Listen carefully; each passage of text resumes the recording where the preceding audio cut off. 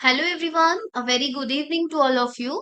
और जैसे कि हम लोग उत्तराखंड टेट की प्रीवियस ईयर क्वेश्चंस को सॉल्व कर रहे हैं, तो आज भी हमारी जो क्लास है उसमें हम लोग प्रीवियस ईयर क्वेश्चंस को देखते हैं। तो स्टार्ट करते हैं आज की क्वेश्चंस।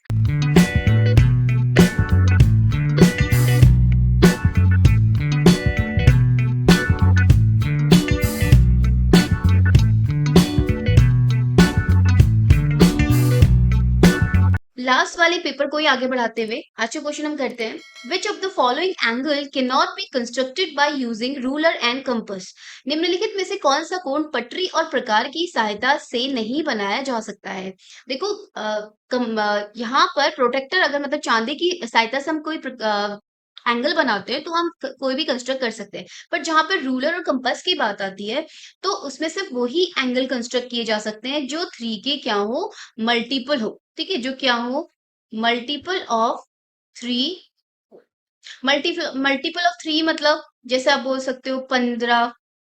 ठीक है, इसके अलावा जैसे आप बोल सकते हो 60, 45, 30, ये सब हम लोग कंसिडर कर सकते हैं। 90, ये हम रूलर और कंपास से कर सकते हैं। ठीक है, इसके अलावा एक चीज और यहाँ पे ध्यान रखनी है कि मल्टीपल ऑफ थ्री के अलावा उन एंगल्स को भी कंस्ट्रक्ट किया जा सकता है जिन्हें दो कंस्ट्रक्टेबल एंगल्स के सम और डिवीजन या डिफरेंस के फॉर्म में लिखा जा सकता है। जैसे यहाँ पर मैं बोल रही हूँ 15 को हम कंस्ट्रक्ट कर सकते हैं, क्योंकि 15 को हम लिख सकते हैं, 15 को आप लिख सकते हो 45 - 30 लिख सकते हो, क्योंकि 45 भी कंस्ट्रक्टेबल है, 30 भी कंस्ट्रक्टेबल है।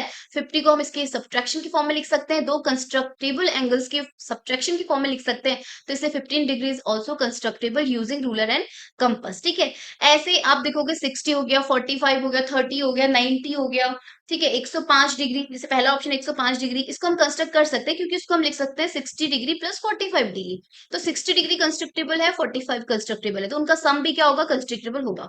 7.5 डिग्री यानी कि 7.5 डिग्री। देखो, चूंकि 15 डिग्री कंस्ट्रक्टेबल, 15 डिग्री को बनाया जा सकता है रूलर और कंपास से, तो 15 के आधे को यानी कि जो 15 डिग्री बनेगा उसको बाइसेक्ट कर देंगे हम लोग। बाइसेक्टर ड्रॉ करना आता है ना, प्रकार से बाइसेक्टर करा जाता है, तो उससे बाइसेक्ट करके हम 7.5 डिग्री को भी कंस्ट्रक्ट कर सकते हैं। तो ये भी कंस्ट्रक्टेबल है, ये भी कंस्ट्रक्टेबल है। 22.5 डिग्री यानी कि 22.5 डिग्री। 22.5 जो है वो होता है 45 का आधा। 45 का आधा, और 45 इज कंस्ट्रक्टेबल। 45 अगर कंस्ट्रक्टेबल है मतलब 45 को अगर आप रूलर और किसी कंपास की सहायता से बना सकते हैं तो उसका बाइसेक्ट भी आप कर सकते हैं। कोई भी एंगल है उसका बाइसेक्ट आराम से कर सकते हैं। आपका क्या करते हैं, यहाँ पे उसको बाइसेक्ट ड्रॉ करते हैं तो उसका आधा एंगल भी हम लोग फॉर्म कर सकते हैं। तो 22.5 भी क्या होगा, कंस्ट्रक्टेबल होगा। अब बचा 85 डिग्री, तो 85 को भी can not write as a subtraction एंड आप बोल सकते हो addition of two constructible angle. तो दो दो ऐसे कोणों के फॉर्म में इसको नहीं लिख सकते हैं, तो इसीलिए ये क्या होगा, not non constructible using ruler and compass. ये ध्यान रखिएगा। तो ऑप्शन नंबर डी क्या होगा, इसका सही आंसर आपका हो गया है। ठीक है, 85 डिग्री का इसका सही आंसर है। क्वेश्चन नंबर 19 इज, एक बहुभुज की भुजाओं की न्यूनतम संख्या क्या होती है। A minimum number of sides of A polygon is. Polygon क्या होता है, पॉलीगन यानी कि बहुभुज। ठीक है, जिसकी बहुत भुजाएं हो, बहुभुज नाम से भी लग रहा है। तो पॉलीगन क्या होता है, अ क्लोज फिगर, या आप बोल सकते हो अ क्लोज्ड फिगर या closed shape using only line segment, जिनको सिर्फ और सिर्फ क्या कर जा सकता है, लाइन सेगमेंट से जो बनाए जाते हैं, ऐसे क्लोज्ड फिगर को क्या बोलते हैं, पॉलीगन्स बोलते हैं। सबसे स्मॉल जो हमारा सबसे छोटा जो पॉलीगन होता है दैट इज अ ट्राइंगल, क्योंकि तीन लाइन सेगमेंट से ही एक सबसे बंद आकृति या फिर क्लोज्ड फिगर बन सकता है। एक तीन रेखाखंड से, दो रेखाखंड से कोई भी बंद आकृति नहीं बनती।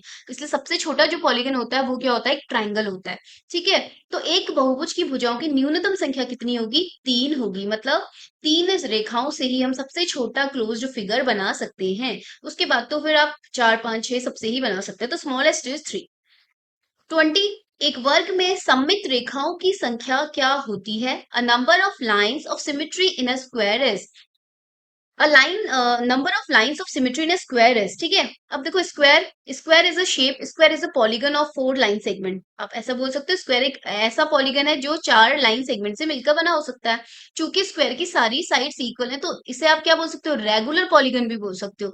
Regular polygon of 4 sides. तो पिछले वाले क्वेश्चन से थोड़ा इसका लिंक भी हो गया। Regular polygon of four sides भी बोल सकते हो, ठीक है। अब पहले बात करते हैं कि सिमिट्री क्या होती है। सिमिट्री क्या होती है? अगर सिमिट्री ऐसी लाइन सेगमेंट होती है जो किसी भी फिगर को दो इक्वल पार्ट्स में डिवाइड करती है। जैसे आपका स्क्वायर है, स्क्वायर मतलब जिसकी सारी साइड्स क्या होंगी, इक्वल होंगी। स्क्वायर की सिमेट्री आप कैसे कर सकते हो? आप एक वर्टिकल लाइन ड्रॉ करो तो आपको दो सेम फिगर्स मिलेंगे।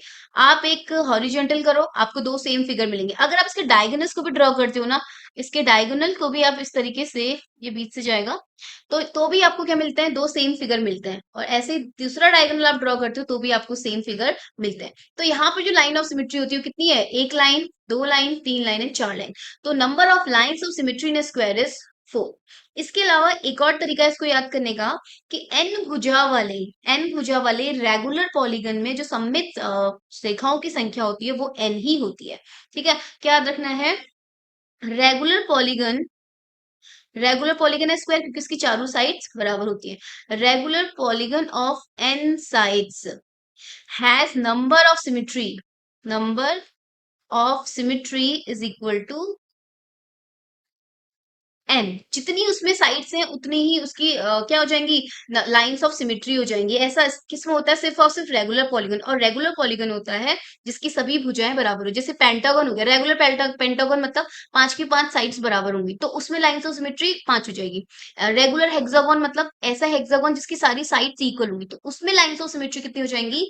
एन हो जाएंगे, ठीक है, यानी कि 6 हो जाएंगे। तो ऐसे ही स्क्वायर भी क्या है, regular polygon of four sides है, इसलिए इसमें अभी जो लाइंस ऑफ सिमिट्री होगी वो 4 हो जाएगी। और दूसरा तरीका आपको इस तरीके से इस तरीके से आप लाइंस ड्रॉ करके चेक कर सकते हैं।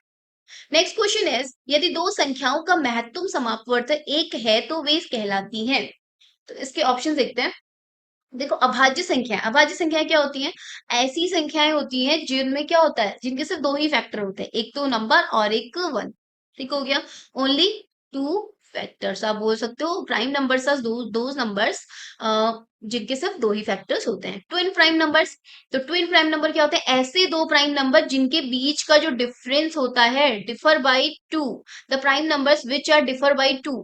को प्राइम नंबर्स क्या होता है? को प्राइम नंबर्स क्या होता है? ऐसी संख्याएं, इसमें अभाज्य नहीं होती है, सिर्फ संख्याएं होती हैं, प्राइम नहीं होंगी। जरूरी नहीं है कि वो संख्याएं आपकी प्राइम हो। को प्राइम अगर आप वर्ड में जाते हो तो इसके अंदर प्राइम आता है, तो इसमें इससे बच्चों को लगता है कि प्राइम नंबर होंगे, ऐसा नहीं है।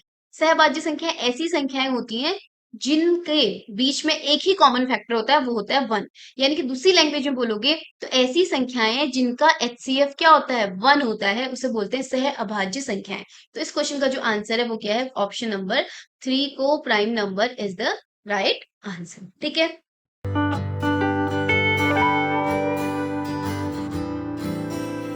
इसके एग्जाम्पल भी आप देख सकते हैं। जैसे आप देखो, चार और पांच, चार अभाज्य संख्या नहीं है, पांच अभाज्य संख्या है।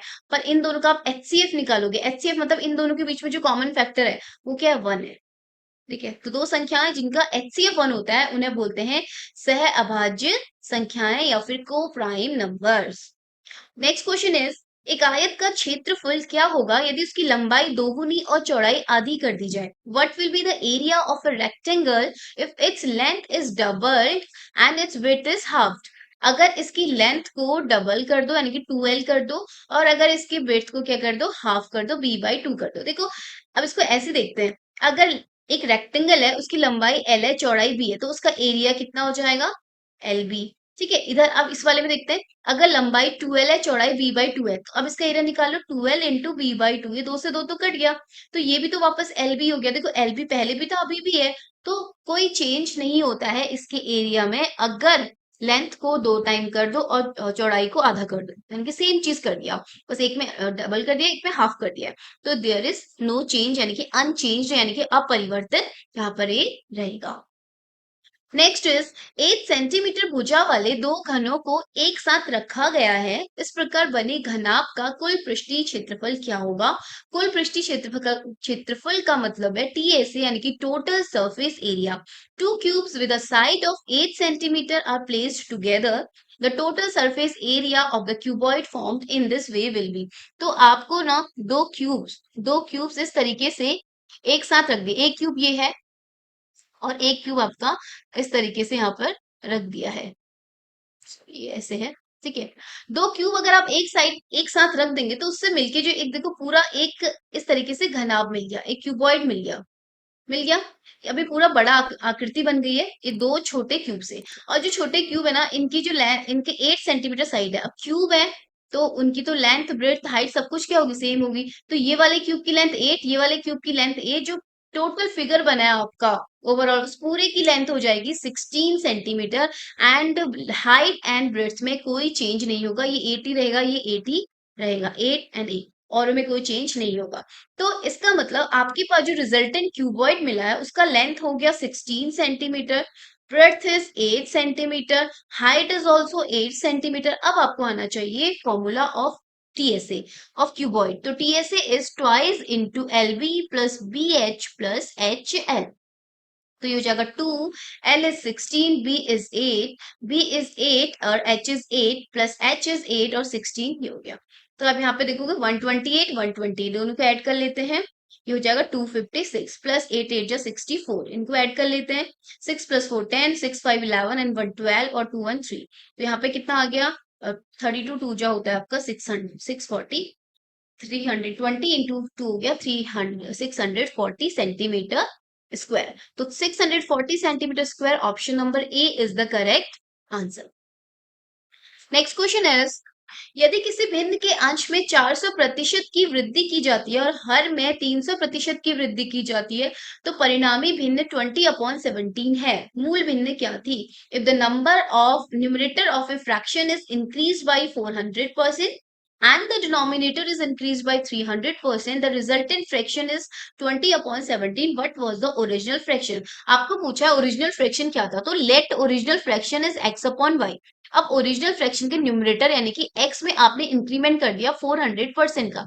पहले वो x था 400%, मतलब 4x का 400%, ठीक है। जिसका मतलब 4x के आपने क्या कर दिया, इसमें चेंज कर दिया। तो जो नया हो जाएगा वो कितना हो जाएगा, x प्लस 4x हो जाएगा। तो यहाँ पर आप लिख सकते हो न्यू फ्रैक्शन कितना हो जाएगा, पहले था x उसमें चेंज हो गया 400% का, यानी कि 4x का। 4x का क्यों हुआ, क्योंकि x का 400% कितना होता है, 4 होता है। x का 400% मतलब x इंटू 400/100, ये कट गया तो कितना आया 4x।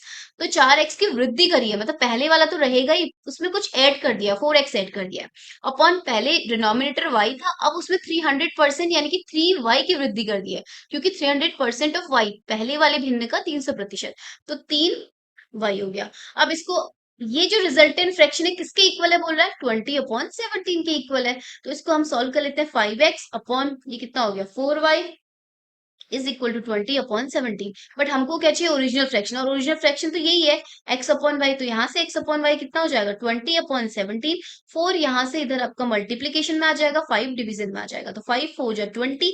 तो x अपॉन वाई आपका हो गया 16/17। तो आपका जो ओरिजिनल फ्रैक्शन था वो था 16/17। Option number B is the correct answer. ठीक है। तो हमारा ये पेपर जो हमने अभी सॉल्व किया है, ये 3 पार्ट में हमने कंप्लीट कर लिया है। इसमें 24 क्वेश्चन आपके मैथमेटिकल पोर्शन के थे, बाकी के जो 6 क्वेश्चन थे वो पेडागोजी वाले क्वेश्चन थे। ठीक है। अब नेक्स्ट क्लास में, नेक्स्ट वीडियो में आपको नए पेपर के साथ आपको मिलते हैं। तब तक आप लोग प्रैक्टिस करते रहिए। Thank you.